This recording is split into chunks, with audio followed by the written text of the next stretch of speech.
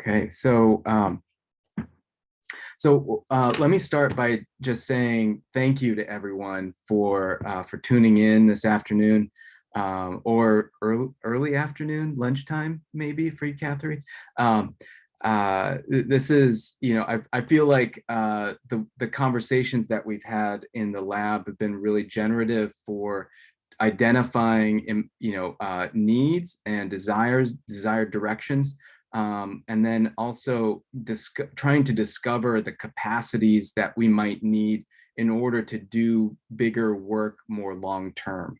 In other words, how to scale up our work. And so, the information that we exchange, the ideas we develop here, I really intend for this to be a part of long-term engagement, and not simply, a kind of to identify, one-off webinars, this and that, but a sequential link of developmental programs or content development strategies that can take place over a long period of time to really develop that competence and confidence in the material. So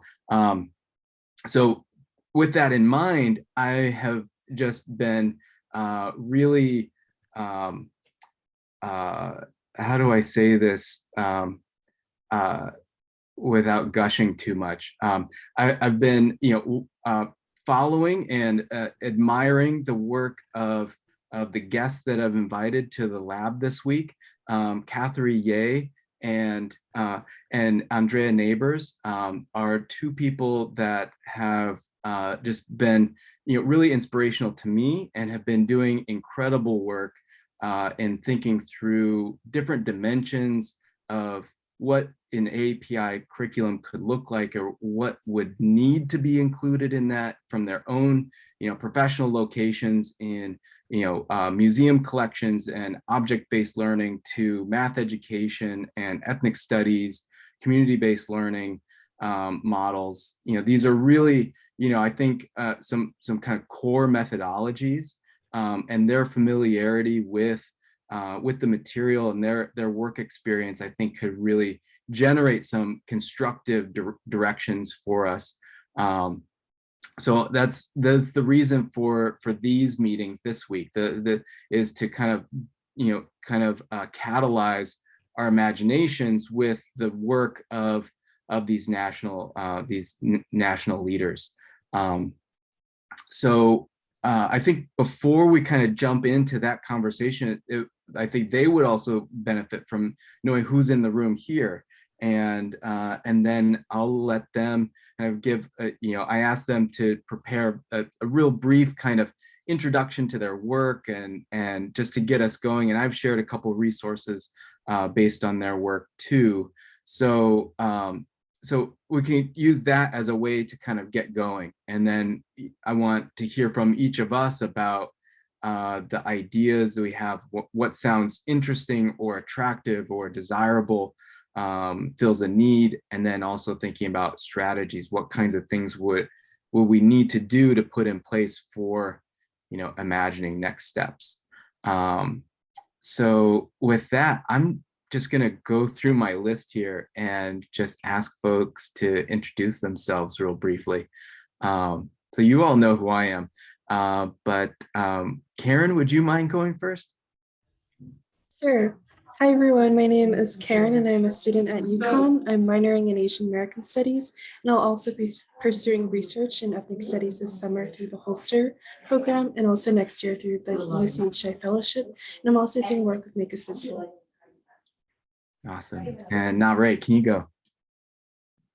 Hi, everyone. I'm super excited to be here. I'm an assistant professor in residence and associate director for Asian and Asian American Studies Institute at the University of Connecticut. And I have been following the conversation, but I haven't had a chance to join the lab, so I'm super excited. Yeah, great. And Angela, could you go? Good afternoon, everybody. Angela Rolla. I'm the founding director of the Asian American Cultural Center here at the Storrs campus. And I also teach a class on the Asian American experience, which is a required course for all of our students who have been accepted to be mentors in our Asian and Asian American mentoring program. Good to be here. Awesome legacy of that program. Okay, Megan, can you go? Yes, hello everyone. My name is Megan Baker. I am the lead Asian American Pacific Islander policy analyst for the Connecticut Commission on Women, Children, Seniors, Equity, and Opportunity. As always, it's a pleasure to be here. Thanks, Megan. Great to have you here. And Kwan, can you go? Hello, everyone. My name is Kwan Tran, and I'm currently a senior lecturer at Yale in the Ethnicity, Race, and Migration program. I also work with Jason on the Make Us Visible campaign. Awesome. Yes. And Michelle, if you're there and can speak, we'd love to hear from you. If not, we'll just introduce you later. Hi everyone, I'm Michelle Henry. I'm an English teacher and AP research teacher at Simsbury High School. I reached out to Jason because I was interested in starting an Asian American Studies course at our high school, and I was interested in establishing the course as an early college experience through UConn. And I just had the pleasure of meeting Jason and collaborating with him, and we're able to this course. UConn ECE just recently approved of the course, and so the plan is to use my proposed syllabus as a model for all the partner schools as well, so that we will be able to invite, I think we have almost like 200 partner schools in Connecticut who will be invited to participate. If they have any interested teachers, they will be able to sign up for the course. And I think in our last lab meeting, I think Jason had the opportunity of kind of brainstorming with us about requirements for students as well as interested teachers. So Jason, thank you again for collaborating with the ECE program at UConn, and also setting a high standard for the course and for teacher training. Awesome, Michelle. Thank you for tuning in your commute back home. Safe driving. And Lou, could you go next? Sure. Good afternoon, everyone. My name is Lou DiLoretto. I'm the principal of E.O. Smith High School in Stores. We are actually on the UConn campus. Met Jason about a year ago virtually. He spoke at an event at a local high school where we participated. We're very interested in adding the ECE course. We think that's a good, I would say, launching point. But at the same time, very interested in the statement that Jason made about what an API curriculum could look like. My fear is if you don't take the course, then what do you get? I find that in the past year, the article Jason shared, the Asian crit analysis, was probably a top 5 most alarming things I've read in the past year. And it is a motivator. I've shared it with a lot of staff, and what's being included and what's being left out when it comes to Asian Americans. And every kid needs to be exposed to that and really has to think about that, you know, with a specific population. You know, I'm always amazed that the internment camps don't get it as nearly as much. I just can't understand it. But I guess I can at the same time. So we want to make sure that it's a guaranteed that every student at E.O. Smith has exposure. So the course is a good place to start, but we can't miss anybody. So that's kind of why I'm here. I'm looking to learn from the expertise people here and anyone else who is introduced. So we're wide open and committed to this. Thank you, Lou. We really appreciate your commitment and curiosity and everything. So so glad you're here. And Jeff, you go. Hi everyone. My name is Jeff Alton. I'm the newly started assistant director at the Asian American Cultural Center at UConn. Prior to this, I was at the University of Illinois at Chicago, where I was an associate director of their Asian American Resource and Cultural Center. I also taught in Global Asian Studies, a class on sort of Asian American experiences for first-year college students as part of our mentor program. And also in our honors college, I teach a course on Asian Americans in popular culture. So I'm happy to be a part of the discussion. Awesome. Yes, this is great. Okay, so so I think what I'd like to do next is have our guests they can just introduce themselves real briefly, and then or as much as you want to share, and then I'd love to hear you guys give your a presentation on this doesn't have to be elaborate at all, but an introduction, if you will, to this group. And then we can, we can develop those ideas more. With questions, we can revisit things. So, so it's a low stakes introduction, but I did want to carve out some time for y'all to have some space to share more deeply the work that you bring to the table. So if I could ask Cathery to go first, and then Andrea, and then after we have those beginning introductions, then we'll kind of open up with questions. All right. Hi, everyone. Cathery Yeh, she, her, hers. I'm going to share slides because I think photos and visuals show a lot.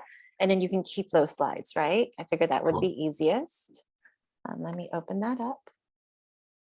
And let me make it full screen so it's easier for everyone. So thank you for your patience.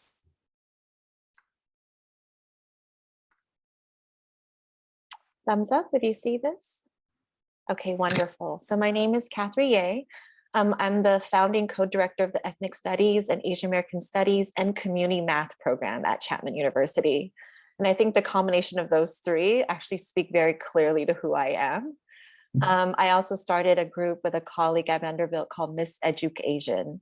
So it is grassroots. We've been together for 3 years, where every single month we feature someone in the Asian American community. The goal is to challenge the division between researchers, classroom teachers, and community organizers, authors, filmmakers, so that we can engage in critical conversation around race and racism and education, centering on the perspective of Asian Americans. This idea that we can learn much more about American history through Asian American history. I'm also part of a group called CARE-ED, the California Alliance of Researchers for Equity in Education. And right now we're leading a series of workshops from ethnic studies organizing to ethnic studies in K-12 classrooms. So what does this mean to do this in professional development settings? Because we know that when we think about ethnic studies and Asian American studies, it's not just curricular, it's linked to teacher professional development, systems and structures to ensure success. So that's a little bit of tidbit, and I'll go a little bit deeper and kind of just show you some of these slides. So the essential questions that really guide my work is, what does it look like to explicitly attend to identity, becoming and belonging, and also this idea of racialized ability in education, in teacher education, and STEM education. When we look at what racism often looks like in mathematics, it's tied to ableism. I want you to think about who's in your honors and AP math classrooms and realize that almost in every single school, it does not represent equally the demographics at the school site. So for me, when we think about ethnic studies, it is not just curricular, it's also pedagogical. We cannot preach about Asian American history without looking at how Asian Americans are positioned within the math classroom as model minorities, as being math smart, without looking at the differentiation around that, right? Much of my work started off with looking at counter stories, capturing the stories of teachers and students of color and their possibilities. So looking at how it comes to play around language, identities, immigration status. As well, I focus heavily on the intersections of ethnic studies and mathematics. So what does that mean in application? And this is a publication that talks about the introduction, and it's written with teachers, ethnic studies and math teachers. And then we have these just quickly showing you the ethos of how we define ethnic studies and mathematics, how identities, narratives, and agency is connected to mathematics, power and oppression, community and solidarity, resistance and liberation, and intersectionality and multiplicity. Here's a series of my publications that explicitly talk about ethnic studies. An important part of what I think around this work is, what does that mean in application? Okay, what does that mean when you think about what the ethos of ethnic studies classrooms and K-12 spaces from a curricular and pedagogical perspective? As well, when I think about doing this work with teachers, I think about the importance of this idea called critical noticing. What do we notice in classrooms as we're engaging in this work? And here's like a broader framework of how I define this that I will not tell you all in detail, because Jason said 5 minutes, so I'm honoring that 5 minutes. And what I do with teachers when I think about this framework, I have 3 components. It's community-centered. So how do we engage in mathematics that builds from children and their communities, that math is a part of us and we do it and we think about it and we live it every day, right? So I always tell my teachers, before you present naked numbers, how do you connect it to a contextualized context? Like the Pythagorean theorem, a squared plus b squared plus c equals c squared, right? If we look at the lamppost and you look at the shade, that is a right triangle, and that is the Pythagorean theorem in action. So why don't we go out and let students explore that? I also talk about the integration of social justice standards into practice and the engagement of anti-bias teaching. So real quickly, at Chapman, I have something called the Community Math Learning Project, where my students, my teachers are learning in community with students and with teachers, and they're designing math in the community. I have something called Chapman Math Play, which is a series of videos designed with families to talk about engaging in mathematical play at home. That math is not something that has to happen in schools, but it's situated what's available in our community. And these resources are available in English, Spanish, and Mandarin Chinese. I also take a very strong stance around social justice mathematics. And here's my framework around that, that the goal is to support students to be able to use mathematics, but in ways in which they can engage in mathematical modeling, to see that math is something that can be used, not just as an end product, but for them to make sense of the world and create change in the world. But while doing this, it shouldn't be separate from engaging in deep mathematics. So you'll see on the right, there's an image of a book. That's a policy document written by the National Councils of Teachers of Mathematics around what it means to create systems change. Because as I shared, ethnic studies is not just curricular, it's pedagogical and it's system-wide. I'm one of the policy writers. And that document is being used to rewrite right now the California math framework. It's being proposed in Georgia and quite a few states to think about what this work means at a systems level. And I had shared around a set of standards by now no longer teaching tolerance, but learning for justice, where the goal is to think about, as we engage in teaching content, how are we also ensuring that when we look at the social justice standards, there's 4 components: identity, diversity, justice, and action. How does what we're teaching, the contents, also support our students to feel seen and heard? So on that toolkit, you'll see is I've been working in partnership with Learning for Justice, where I'm helping them unpack what these social justice standards mean in mathematics. And there's PD materials around these components that come from my work with teachers in the classroom and through professional development.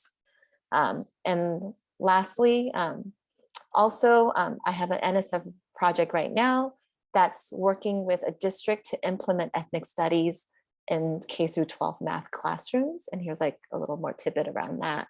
And then those are some examples of what it might mean to engage in Asian American studies and mathematics. And it's part of an upcoming book series that's coming out in August around mathematics for social justice in K through 12 classrooms. So there's more in there, but that's, honoring that less than 5 minutes component. So that's me.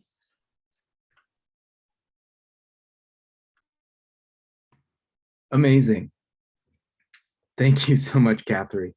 And I know these slides will be a great resource for us to continue to reflect on. So at some point, I'll reach out to you about that, or you can send them to me at any point, and I'll make them available to the group here. So thank you. We have a lot to talk about. Andrea, can you go next? Absolutely. It's so great to, Cathery, first to meet you and to learn more about your work. I follow your work. I would love to talk with you offline about a potential a math project that we have in the works here at the Smithsonian that centers on the stories of women of color who have made great impacts in education and science. But anyway, what I love about these gatherings is all the side conversations that eventually happen.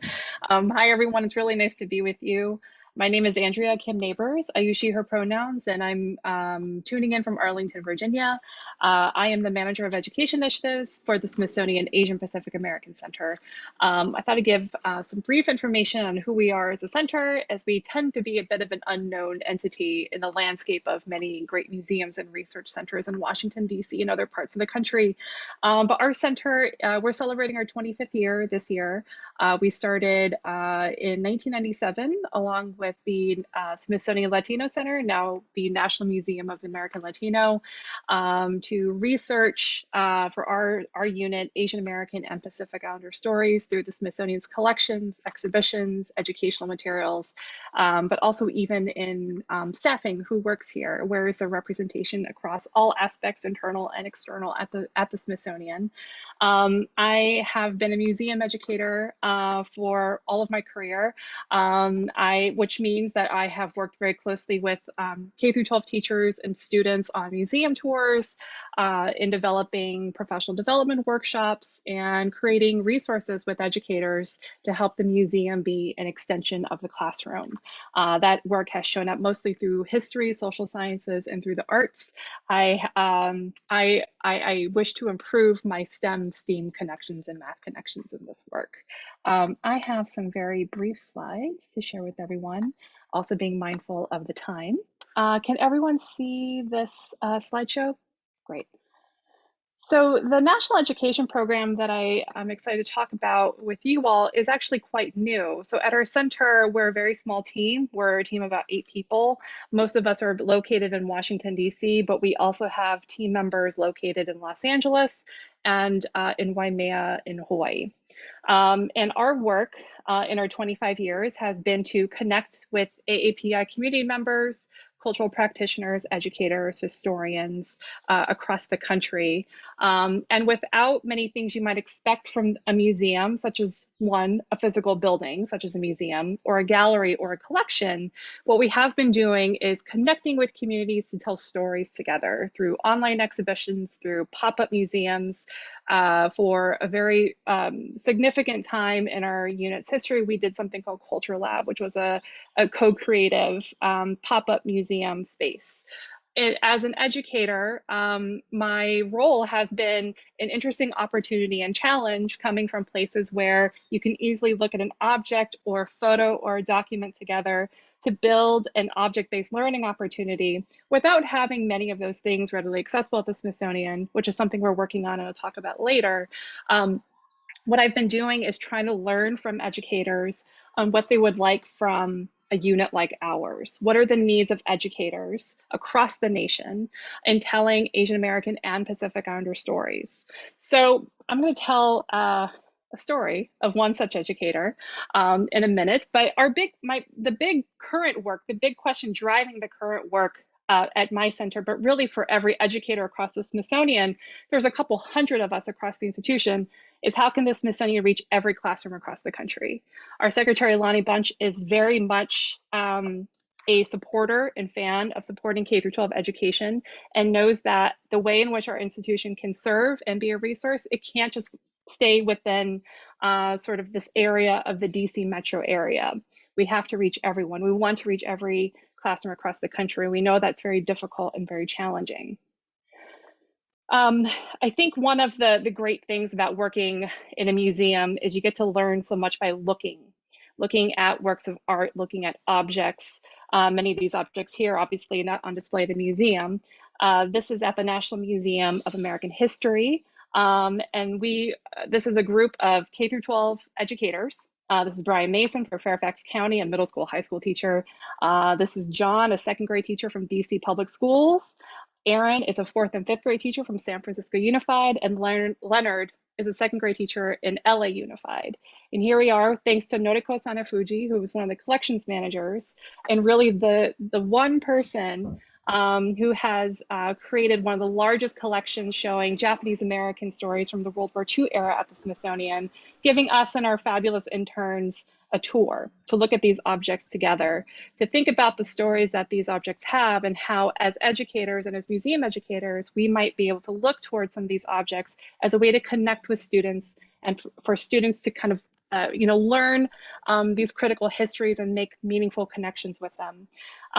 We gathered for one summer years ago now in Washington, D.C. to think about how we, APAC and the National Veterans Network, might work together to build an elementary and middle school curriculum about what happened, what life was like in camp.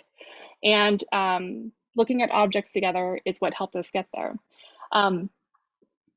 We gathered for a few days in Washington, D.C. to look at objects together. And then once we parted ways, we worked with these educators like Brian to develop and co-create this curriculum together. What we learned is from these educators is receiving very kind of phone book size curriculum from museum educators was not very useful. Museum educators and K-12 classroom teachers have very different approaches. And sometimes I will say, I'm guilty of this myself, museum educators don't often understand the realities that classroom teachers face in terms of time, in terms of accessing the information, or even having historical knowledge or awareness of issues in order for them to teach it effectively with confidence and comfort, such as Jason was saying earlier. And so over the course of one school year, I worked very closely with folks like Brian, sometimes on weekends, evenings, very early mornings, to work together on how we can bring our respective practices together to create an effective learning experience for students. And here students at Herndon Middle School in Virginia are using a document-based query set that Brian and I worked together, looking at copies of archival photographs from this time, portraits of Japanese American veterans, and asked really critical questions of what students would have done during this time after reading Executive Order 9066, after looking at some objects together.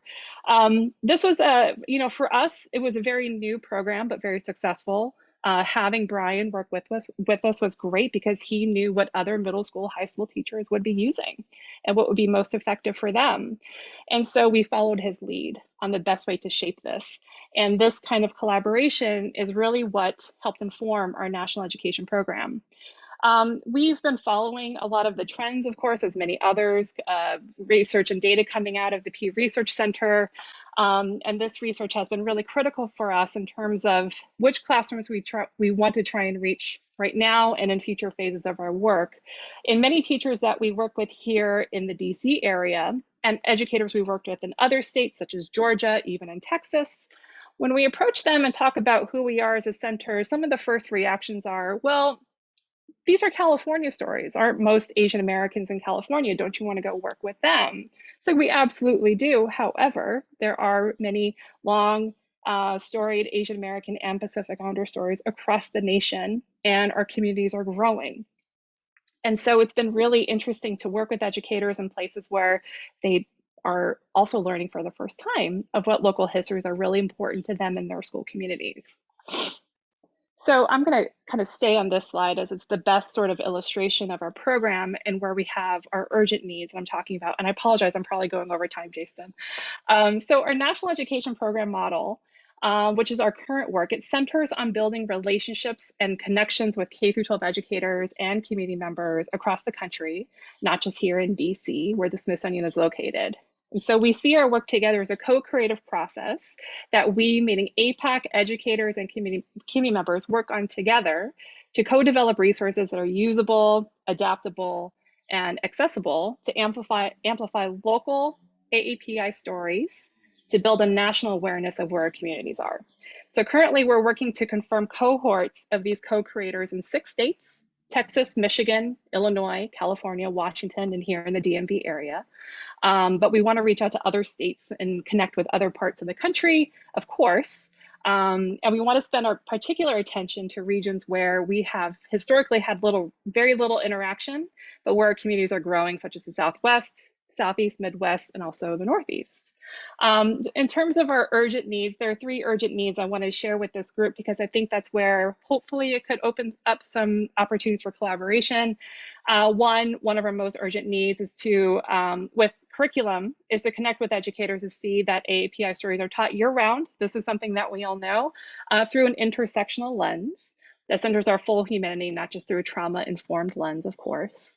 And we also want to see that our stories are taught in interdisciplinary ways as well. A strength I can offer to you, coming from the Smithsonian, is that we love to work with our sister units, the Latino Center, African American Museum of History and Culture, American Indian, and the new American Women's History Initiative. We also are very close with many of the science research centers and museums, such as Natural History, and many others that are right now charged to address the climate crisis, but also work on issues of environmental justice. I think this is an area we haven't got into strongly enough yet as a sort of community of educators coming together, but I think there's great opportunity. Another need is to have a better, more nuanced understanding of educator needs across the country, which is ongoing work. It's something that the Smithsonian is prioritizing. And frankly, I think all museum educators should prioritize. Doing this, we continue to have conversations with educators who are not aware of AAPI stories and histories, and maybe don't know where to start in learning about this and how to talk about them. And so what we hope to do in this urgent need is to build as many opportunities as possible to learn from the many scholars that we have at the Smithsonian and the many scholars that we're connected to across the country. The final urgent need, which I'm really excited about, is very long-term, is how K-12 educators and community members can work with us to shape our current and future collections and gallery work. So one thing I think that's really exciting and a strength of museum education is to use objects as a way to tell stories. And I think at APAC, we're embarking on a new co-collecting initiative that aligns with our gallery development process. And I think there are many ways that educators can have a voice in that shaping and what that looks like, so we can collectively come together and think about creative, impactful ways in which teaching and learning can be activated in that future gallery space, wherever that may be. Yeah, so that's, I would love to continue these conversations and to think about where we can build together. But yeah, that's what I have to share with you today.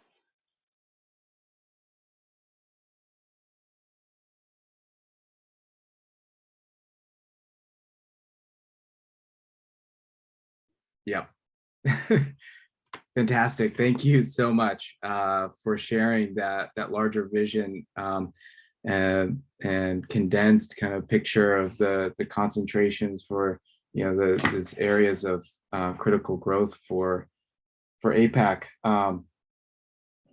Yeah, so maybe a good place to start might be with some questions. I had asked folks to think about things that you would like to see or areas of development that you think are high priority for you, and does that match with, you know, with what Cathery and Andrea presented, or if there's particular dimensions of their presentations that you'd like to hear more about or think about in our context here in Connecticut.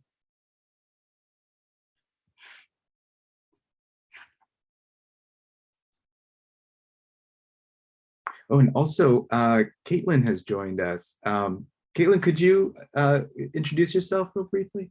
Yeah, absolutely. Hello, everybody. My name is Caitlin True. I'm the graduate assistant at the University of Connecticut's Asian American Cultural Center, here along with Angela and Jeff. And this is my first meeting. I'm sorry I'm late. I just came from class, but I'm so excited to be here. Yeah, awesome. Thanks, Caitlin. Yeah, Cathery and Andrea, so much amazing work you both are doing. And I was just thinking, where have you been all my life? You know, I was thinking when I was K through 12, you know, these are the folks that would have really further expanded my horizons in the work that you've done. So thank you so much for sharing. And, you know, as you were talking, I was just thinking of the tremendous opportunities that are in front of us. And the collaborative work that, you know, we could all do, and to this age of Zoom, that we could virtually connect with each other and the resources. So I was just wondering in thinking about the K through 12 context, if you could say a little bit about how you're envisioning the work in both the in-person format, but also the virtual format, and what are the realms of possibilities that could be happening. And here I'm thinking, how cool would it be for Connecticut students' classrooms to connect with California students, right? And really to make this a truly collaborative and national effort in a way that we speak to the issue of, right, this is not just a California centric or West Coast centric, but truly Asian American and Pacific Islander experiences really span the national landscape. And there are so many ways that we can connect to each other in ways that I don't think was possible before. So I'm just excited and would love to hear a little bit more about what you think. Thank you.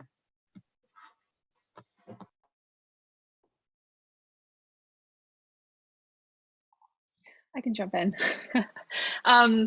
I think, one, thank you for your question. It's something I think about all the time. And I think that in this era of having everything online through Zoom and, through the increased use of, digital platforms and formats and sharing and the transparency of resources that are out there, I think now that we're going into a hybrid model, some early ideas that we're actually talking about right now is how could we have in-person workshops and professional development weeks like in Washington, D.C., where we have people come to the Smithsonian, but also how do we, make these experiences virtual and offer them for folks all over the country, virtual museum tours, having virtual talks. I mean, I think over the last 2.5 years or so, we've figured out great ways to approach that work.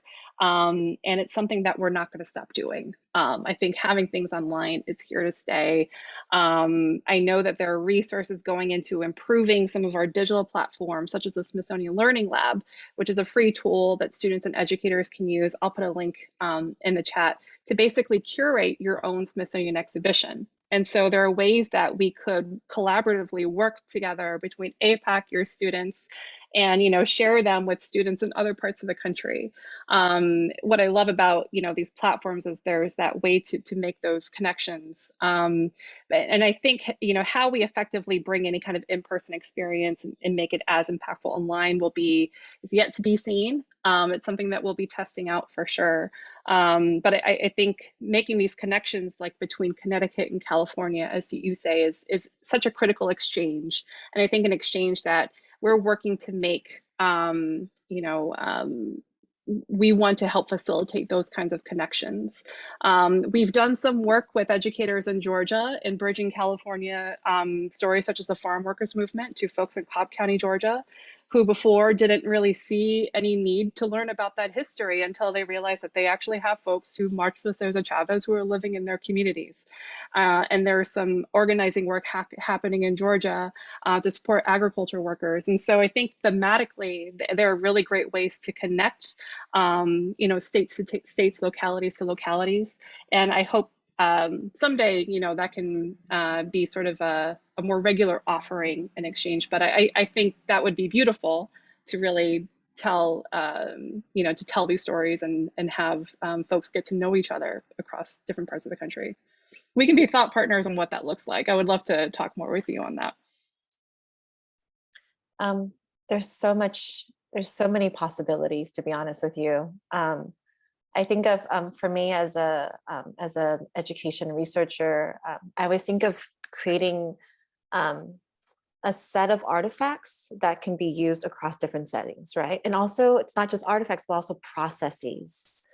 So one of the things I shared was an example of the social justice standards. Anytime you can combine the social justice standards that ask each teacher to attend to one of these components, identity, diversity, action, or justice. And then these are by grade level bands. So these standards are K through 2nd, 3rd through 5th, 6th through 8th, and 9 through 12. And then the math content standards, that becomes an artifact for us to start thinking about what this may look like. I also think about processes, for example, because ethnic studies and Asian American studies, it should be community based. It should be student centered. as much as possible, it shouldn't be, and I believe that it shouldn't be teachers creating it by ourselves, telling our students what is relevant. It should be co-created with our students and with communities and families, right? So a lot of this is around processes. So the NSF project I had named last is a collaboration with 3 universities and Teacher Development Group, which is one of the largest professional development groups in the country, where our goal is to shift how we analyze lessons to bring community members, students, and parents to co-create together. So I think what I love is thinking about creating artifacts for professional development opportunities, but also processes together so that it can be replicated across different settings. So same as Andrea, I come humbly with desires to build and grow, realizing that when we think about Asian American studies or ethnic studies and the application of mathematics, we as math folks don't think in that way often, and ethnic studies and Asian American studies often do not bring in mathematics. So there's such a dire need for this work. I'm one of the few people that really do this, so I'm excited to build with others and think about what this looks like, as I said, curricular, pedagogical, and as a systems perspective. So yes, excited. If I could just kind of add on to that a little bit. I mean, one is that I think one of the interesting things about where we're at in our process in Connecticut is that we've led this effort for education reform by reaching out to students, to families, educators, and that in some ways it's that kind of organic tissue that we've been working with is in some ways where we want to come back to. It's not that that they are the mechanism to activate the legislation, but that they remain a part of how we continue to think through implementation, right? And the development of that. So there's such a great provocation and commitment to those elements. And Andrea, what you're talking about too, these in terms of the ways that you brought the teachers in and then had them go back to their class and work with their students, and this kind of reflexive relationship, it made me think about the kind of institutional capacity to work at a larger scale, and I'm wondering, like if there's abilities to say have cohorts of teachers from a state or a district that could go to to have have an intensive in DC, but then have the curriculum lab or UConn be that kind of that support mechanism on this side afterwards. Because to think about your relationship with I can't remember the teacher's name that you highlighted. Brian, thank you. To think about the kind of coaching and the kind of relationship that you had with, to think about that in terms of hundreds of teachers, right? I don't, how could we develop the kinds of capacities to support that much learning in over the say a year,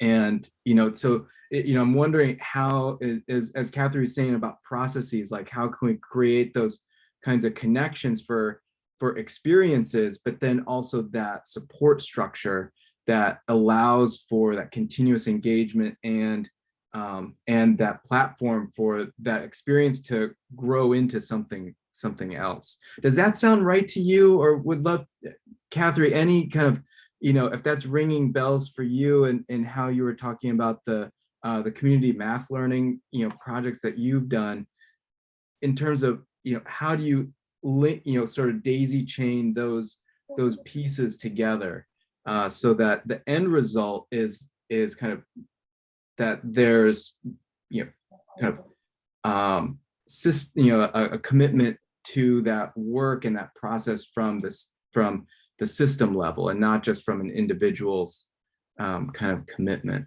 And definitely, so we have, for example, modules, because when you think about mathematics, you often think of it as just a set of memorized processes, right? But even when we look at what's required at a national level, it's really around mathematical modeling, math across representations, algorithms to context, but we're not used to that. So I actually have a series of modules and resources in a developmental perspective, starting with this idea called photo voice, having children and community members and teachers take photos of how they see math around them to start creating mathematical tasks. Or I have examples of their native language around how they engage in mathematics to bring in families to co-teach, right? So we have very set modules to kind of think about what this work may be at the very concrete level, to then systems of what this might mean to do it at a school and district level, because there's, it takes a collective to do this. There's a lot of unlearning and relearning that's central around that.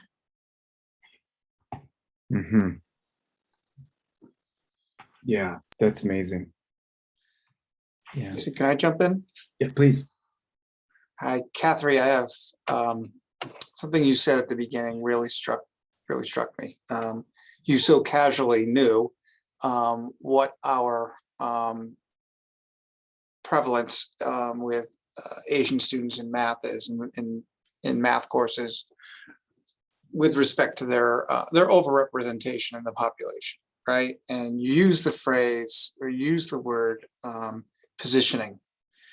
So where we are as a school is we're disaggregating our data by demographic group, okay? And we're looking at who is where. So we're looking from 3 different perspectives. One is participation, who's participating in what curriculum? The other is performance, how are you doing? But the third is experiences. And that's the one we haven't gotten to yet. And I think that's the most difficult, because you're participating and you're performing well, but your experiences relative to your white peers, for example, don't match up. So I guess I understand the implementation in Jason's question, and I'm in that, but it's the understanding when it comes to the positioning of Asian American students in math that's different for us, because we're typically looking for underrepresentation. And that's the phenomenon.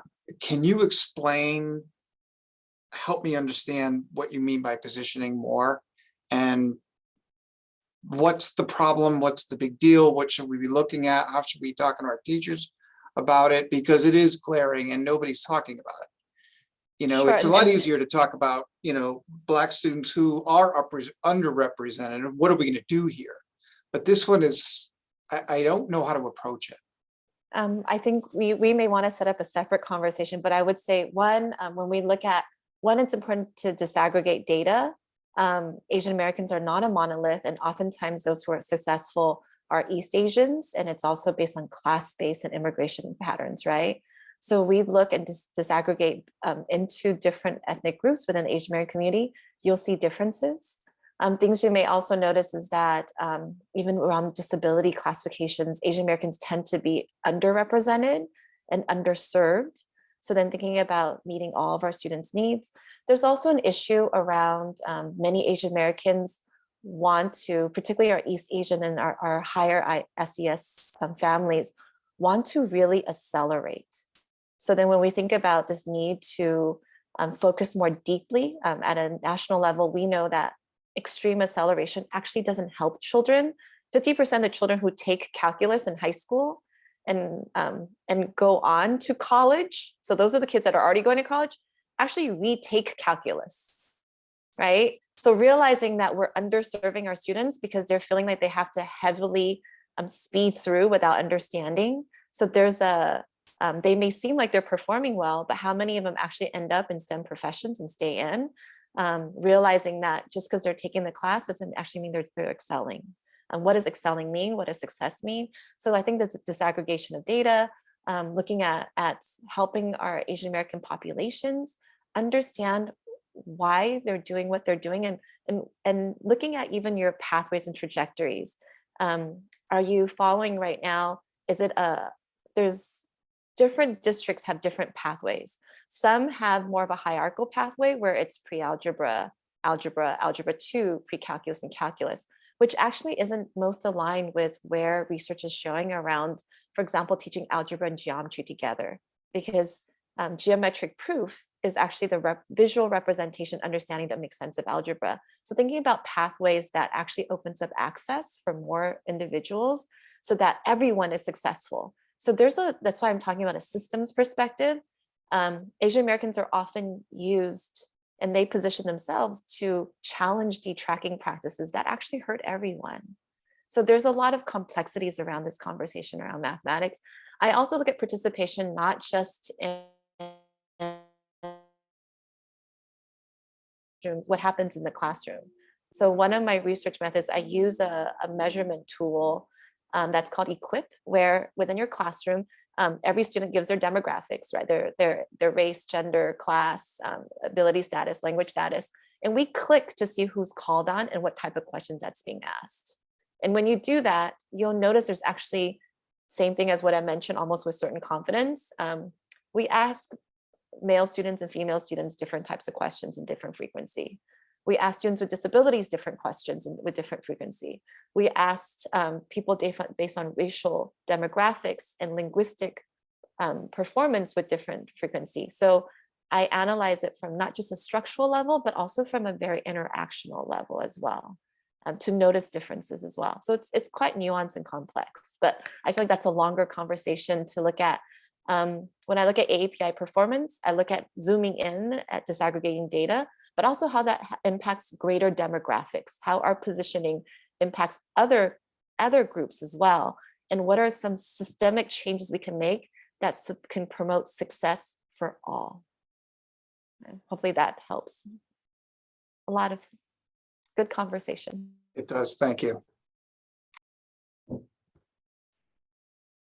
Angela, go ahead. Yeah, Cathery, thanks so much for saying that, because I'm a big proponent of disaggregating the data, because, you know, this proliferation of the model minority, and I think people see me coming like, oh God, here she comes again, right? The disaggregator, right? But I think it's really important, and I think it's important particularly in the state of Connecticut with the changing demographics. And so I'll use the refugee community in the Hartford area coming from Myanmar, you know, in the past 5 to 7 years, and understanding they're coming from an agrarian society and they're being placed in an urban space, right? And what does that mean for the surrounding schools who are going to be teaching these students? And when they came, I think we only had, of all of the children, only one who was approaching higher ed levels. And so in the next several years, we're going to see them coming to higher ed, but what are we doing with them K through 12, right? And honoring their experiences. So I think it's really, really important that we understand our local changing demographics when we're thinking about the work that we're doing. And the disaggregation of our data is just so important. So thank you for that.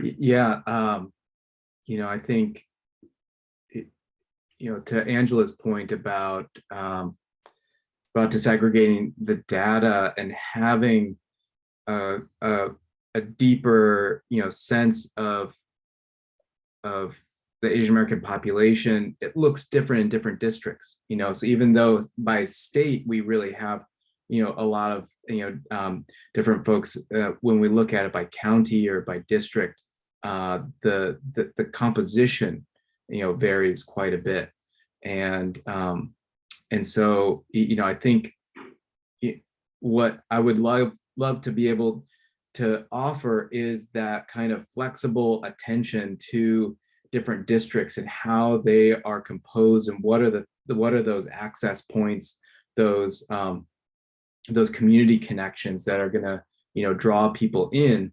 And I think that kind of gets to Nare's question a bit about how we invite people who don't often think that they're included or feel included. So, you know, one follow-up question I wanted to ask Lou about that issue is, I'm wondering how much would you say for those math classes, how much would you say the students get instruction outside of class, like go to like Mathnasium or these other, what's the other one, Kumon, or any of those other things, like, because it's interesting to think about how math is positioned and how Asian American families think about math within the school and outside of the school too. It's something I think about in West Hartford all the time, is we have those places, we have those centers here in West Hartford, and I'm not convinced that they are helping students. But there's lots of different reasons for people to go in that direction. I'm wondering what your experience is. So I don't know that some of our, I'll say, more advanced students, Asian students, access those anymore. We're in a university community, so it's different for us, I think, than others. When I look at our Asian population in advanced math classes, I do believe, and I'm glad that Cathery said it, that there is bias there, and that let's put them there. And I think that works in a different way for another race, and I do worry that it is harming some kids. If you're anecdotally, I've seen a lot of students really struggle. And it's just something that I feel like we don't touch, and it's not a talked about thing. And I don't, that's my cognition, is I don't understand it enough. And it's not talked about nearly as much as Black students or Latinx students and this phenomenon. But I do see that it is harming students, that it is not healthy, that they're put on a path, and yikes. And when you hear, you get a glimpse at some point, and you'll find out that they're up until 2 a.m. And I do think that that's happening more with this population than it is with others. And I am worried about it from a health perspective. So I don't really have the answer, but I do feel that pressure in this community. And I do see it coming out in certain kids, particularly, in their junior year, when you're getting into calculus, and then the multivariate calculus in high school, and then doubling up on the UConn campus. It's just like, whoa, what's the race and how come and where is that coming from? So that's the best I can answer. But it is something that, at least as a math department, but also as our school counseling department, we need to understand a little bit better. There's no question about it. And Lou, if you would like to ever talk separately about this, because I completely understand what you're saying, because it's happening at a national level. And it's a misassumption that many families have, that you have to accelerate to make it into college. So this constant, I know sophomores taking calculus now, right? Because there's a sense of acceleration, thinking that they're going to make it into college because of it. And they're not. When everybody's going the same pathway, it doesn't make you successful. And actually, because of that speed, can you imagine learning pre-calculus in 6 weeks over the summer, like what most of them are doing? So they're not successful. It's shoved down their throat, and it does not promote the joy or inquiry that actually promotes sustained learning. So there's aspects, this is why I talk about how it's a systems perspective. Our counselors need to know, our teachers need to know, and our parents need to know what are successful pathways and what that looks like across courses. Because those discrete pre-algebra, then algebra 2, geometry, calculus, is actually not the way to go to prepare them for college. It's an integrated pathway that supports more success because it supports deeper ways of knowing. So that's why it's complex. It requires a systems analysis of how we're viewing math and how it aligns with college pathways. Yes, and I would love to follow up with you. I appreciate that. And yeah, the algebra sandwich, if you will, makes less and less sense when you really think about it, right? But also there is a building tension with college admissions and court cases and things like that, right? And I feel we need to talk about that. And I, you know, not just for our Asian and Asian American kids, but for everybody. Like, understand that you're part of this, you know, and I really, I keep going back to the positioning because I hadn't heard it phrased that way before, as something intentional, you know, obviously there's bias involved, but so if you don't mind, I'd love to follow up with you. I think that meeting with my math director and even my math department would be something that would really be an eye opener. And also with, you know, your work with how to include social justice in math. It's always the last area. That's go upstairs for that. That's not our so I appreciate you making that available to me. Mm. And Lulu, just let me, just say, if you haven't already had the notion that I want to help out and support y'all in that capacity too. So, if you think of a way that the lab can help or the institute, you just let me know, because this is, it's really wonderful to hear, how this is, kind of, catalyzing, an interest or, a possibility for future thinking. So really, just I hope you can reach out for any ways that we can support in addition to Absolutely, Cathery on board. Yeah. Let's see. So anyone else have questions for Cathery? Andrea had to take off. But if you also have questions for her and want me to pass them along, happy to do that as well. Hi, everyone. I have a question for Cathery.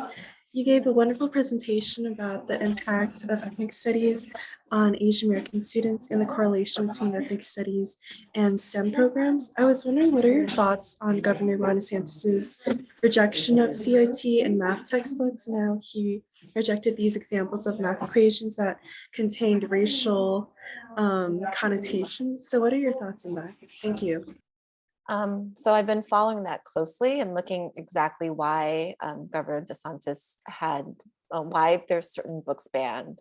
And if we look specifically, they took out textbooks that mention social emotional learning or anything related to social emotional learning, culture responsive teaching, students' social identities. And so we know, just like in any other curriculum subject area, that social emotional learning helps students. Culture responsive teaching helps students because our sense of self and how we feel in a classroom, if you feel nervous and you don't feel like you can be successful and you don't feel like you are a math smart person, you're not going to do well. I'm also on the board of directors for the National Councils of Teachers of Mathematics. So it is a governing board for mathematics. And we're working in partnership with Florida Council right now to write a public statement in regards to this. There is a deep misconception around what's good teaching.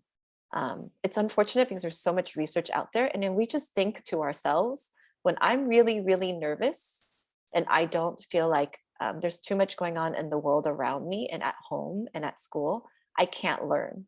That's really clear. And it's unfortunate that it has become controversial.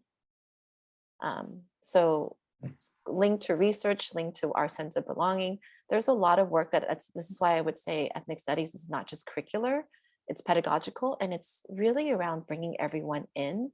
We need to do a better job informing the community around what ethnic studies and Asian American studies really is. Because those who are leading the conversation are not the ones who have actually done the work. They're just it's just sound bites, right? This is why I am here, and I'm not in Connecticut, but I'm here with you all because how successful you all are, we're all watching you, right? We're watching you, learning from you. You're trailblazing for the rest of us.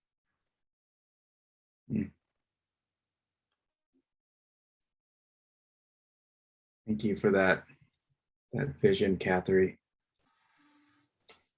Cathery, can I have a follow-up with Karen's question as well?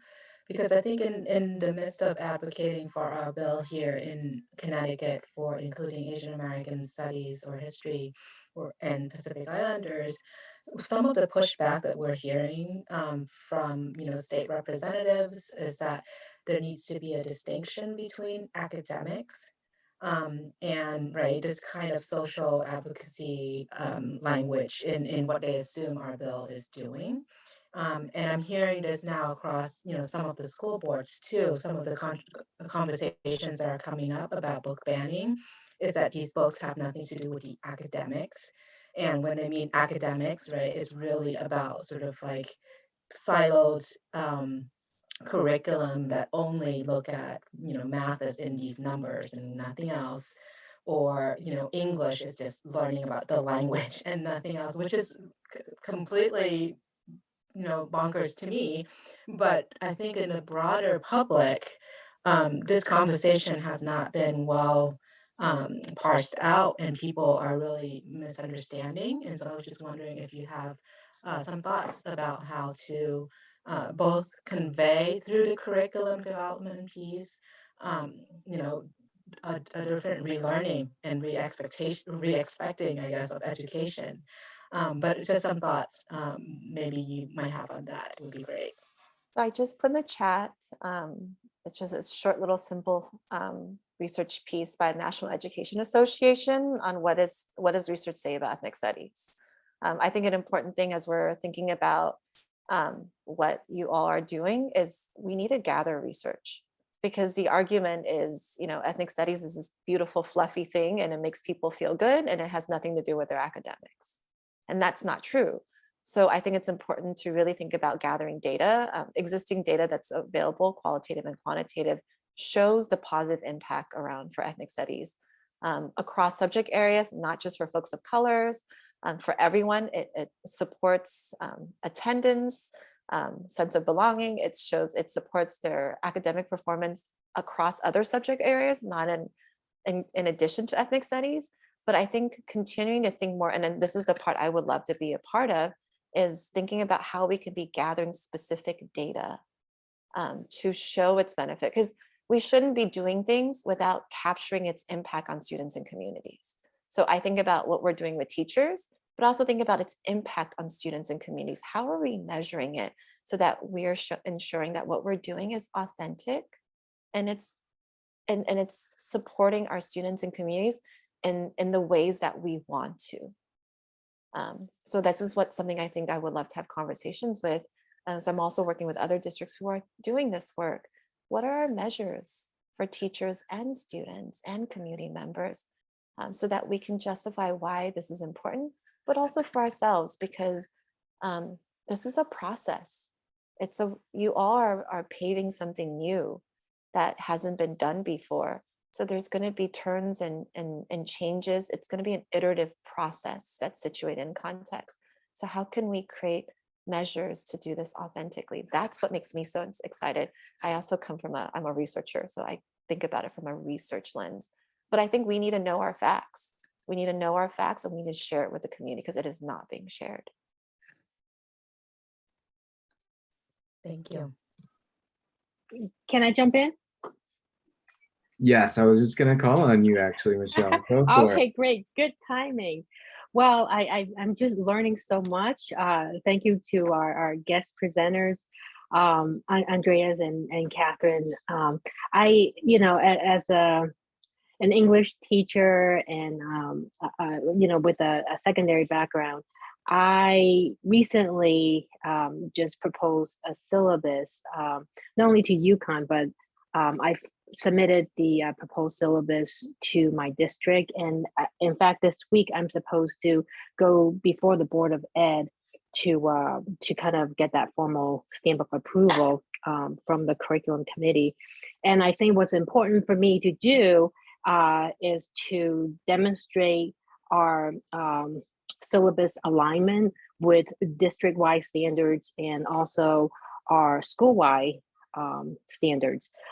So for instance, we in Simsbury have recently established what we call Vision of the Graduate competencies, and Vision of the Graduate is really new district-wide standards that most schools, I would say nationwide, is rolling out, especially because they're recommended and they're driven by NIASC, which is the National Accreditation Program for public schools.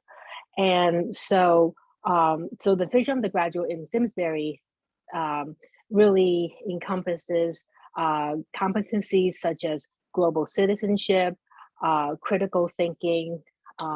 So if I can speak to my syllabus and how it aligns with these, let's say 6 competencies, and also align skill sets that, let's say, because we're rolling out this course in my school as an English elective, I also have to make sure that, well, how does it meet our writing and reading standards? So I have to go ahead and look up all the standards and speak to those standards.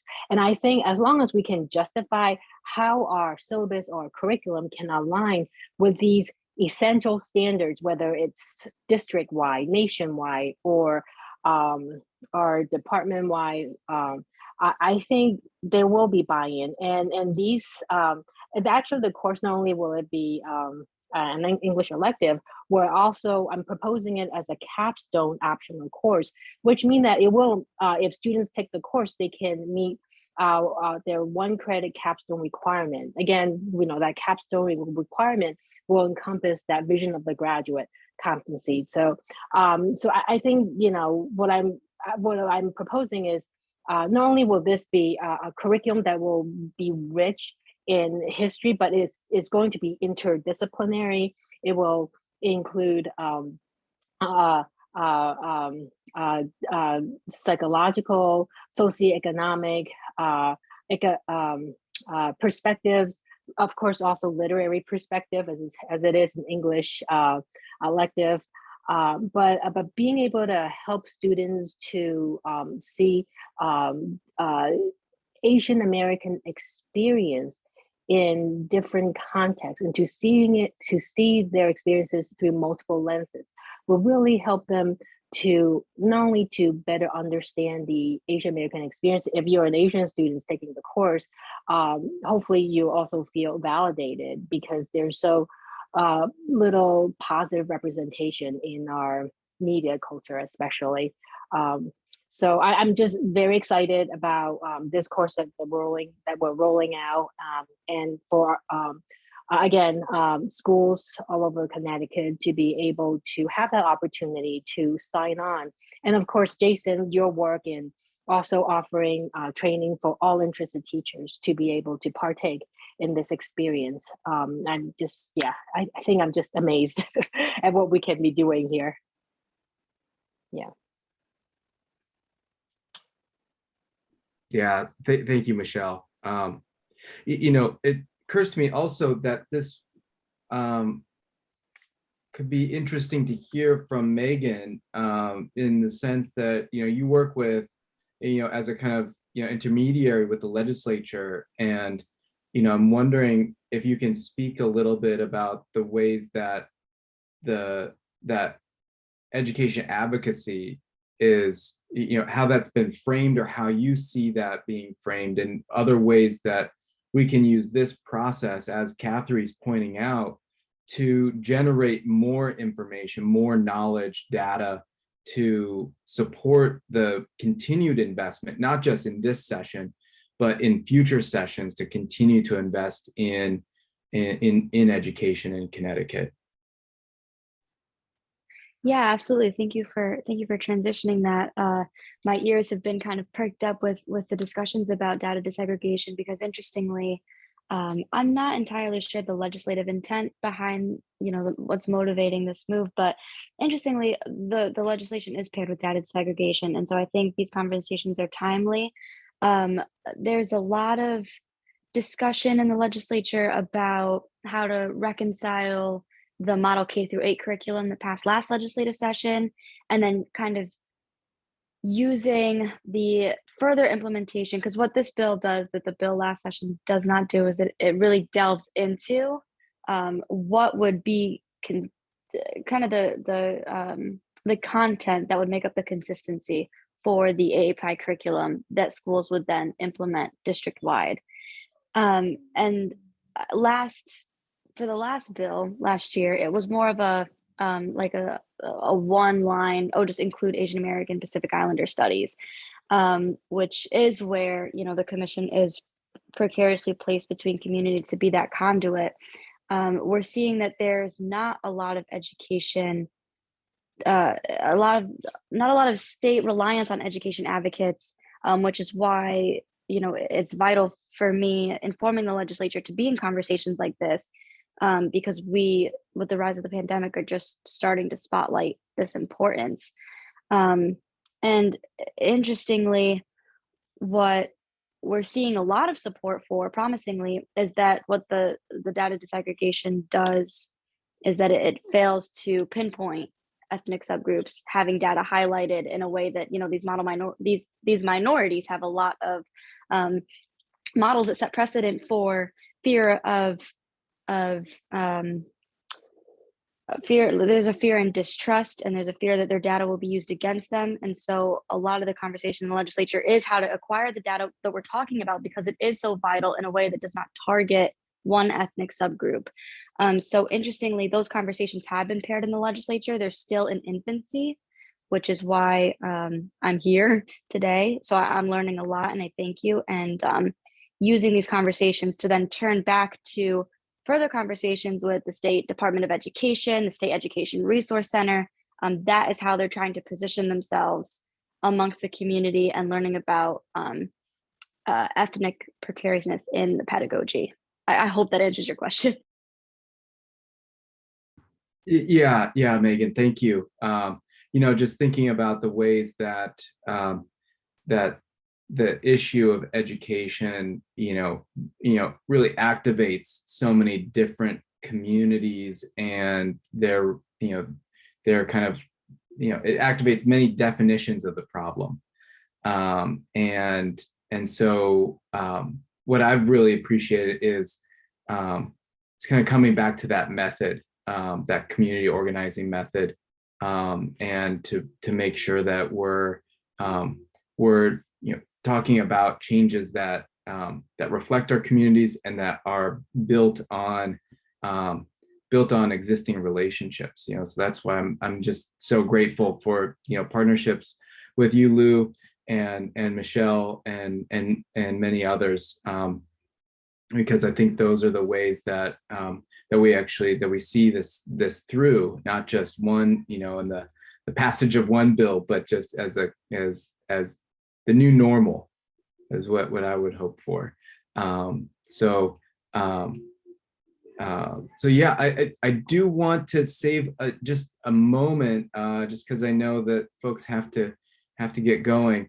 And Cathery, if you have to take off, thank you so much. I'm just delighted that I can bring you into this space to just share your brilliance.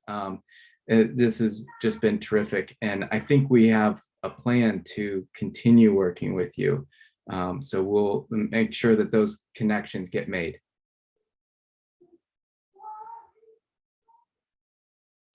I did want to save a little bit of time. I know everyone is, this is going now, we're getting close to the hour-and-a-half mark, but I am going to be picking up parts of the Pacific Islander studies piece of this puzzle in May next month. I'm going to travel to Hawaii to go and visit the Office of Hawaiian Education, which is the only branch of a Department of Education that's devoted to Pacific Islander education. And so I'm going to talk with them about how if there's a possibility of partnering between state departments of education to share curriculum, to get more of a sense of how they are structuring that around Pacific Islander ideology and cosmology.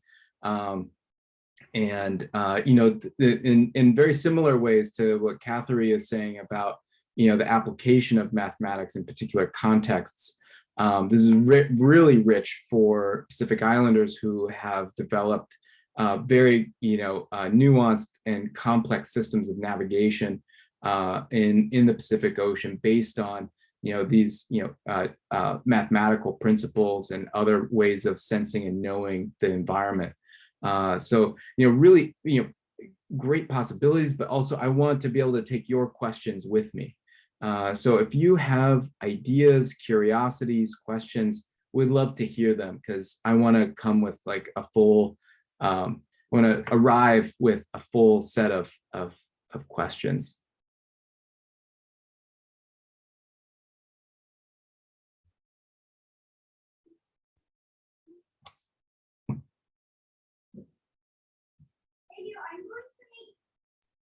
I would definitely ask whether they think that Hawaiians should be considered Americans, because I know that I've read that some Hawaiians have rejected the notion that they are considered American because they were annexed. And also, I know that in most American history courses, Native Hawaiian history starts and ends with the annexation of Hawaii.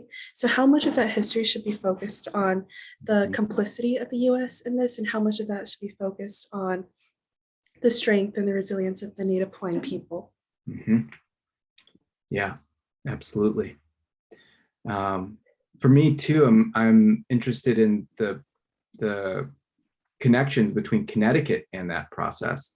Connecticut has had a lot of Native Hawaiians as a part of the whaling industry, and a long connection between the two.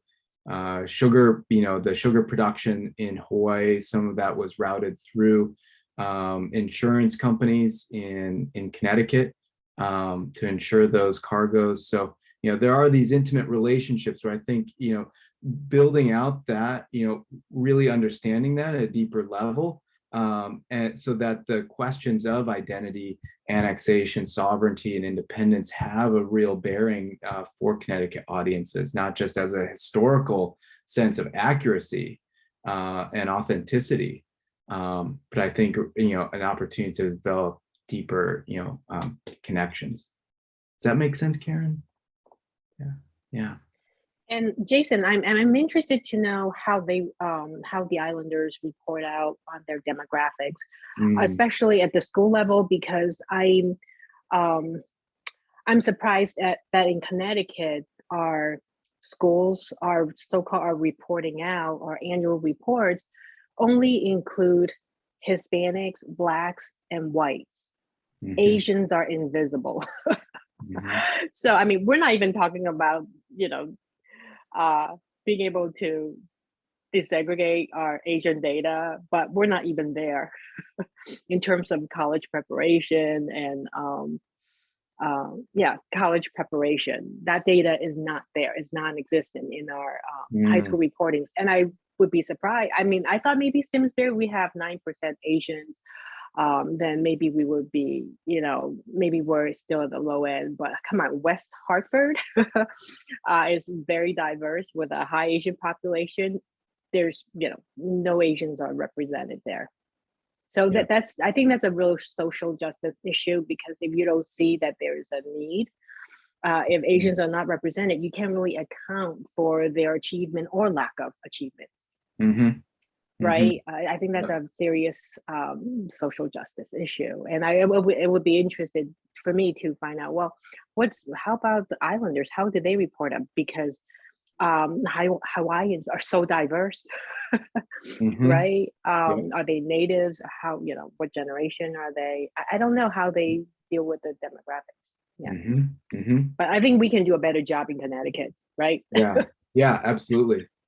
Yeah, you bring up a really good point, Michelle. One of the things I found interesting about the department, the Hawaiian Education Office, and in the Department of Education is that it was really devoted to the improvement, the addressing the specific needs of Native Hawaiian students who had been sort of criminalized within the education system, right? Because of their invisibility, having sort of these chronic issues of absenteeism, failing in other dimensions of academic performance. And so when they introduced this law to create the Office of Hawaiian Education, it's really devoted to many of these same things that we're talking about in terms of ethnic studies, addressing identity development, sense of belonging, respect, empathy, and that connection to place. And so these the way they've approached that feels very kind of synonymous with the approach for Asian American studies, but really attending to the kind of Native Hawaiian culture and also the real issue of indigeneity in that space of the island. So I think that question about counting and demographics is a real important way for them to mark their progress over time. I was looking at their 3-year strategic plan, and it does include those kinds of metrics about continuous improvement, looking at the performance and engagement and experiences of Native Hawaiian students. So I think these are really kind of they're of the same feather, I think, but really coming from different ideological cosmology and epistemic differences. So those are the things I want to kind of lift out and see how they're operating. What are the ways that they're educating the next generation of teachers in Hawaii, and what are some ways that we can follow in those footsteps. So those are some of the things when you say that, it kind of activates my thought process. Is there anything else? If not, I know guys, it's been a long day, and the sun is still shining. So if you can get outside, it's a good idea. But any parting thoughts or questions? I really appreciate the way you set these up, Jason. There's always someone who introduces new, thoughtful information, provides resources. So I always get something out of these. So I just want to say I thank you for the format. Awesome. Yeah, thank you, Lou. So great to have you here. We'll be meeting again on Thursday. If you can't make it, we'll record that as with this session. And it'll be a couple different folks. I think we have some other teachers from different districts attending. But again, happy for this partnership. And if Lou, have ideas, things that you want us to focus on to help y'all out, let me know, and we can adjust the agenda and really kind of laser focus onto particular issues. Awesome. All right, guys. Thank you for attending today. Thank you, everyone. Thank you, Jason. Thank you, everyone. Thanks, Jason. Okay. All right. Bye. We'll be meeting on Thursday. So hope to see you then. All right. Take care, y'all.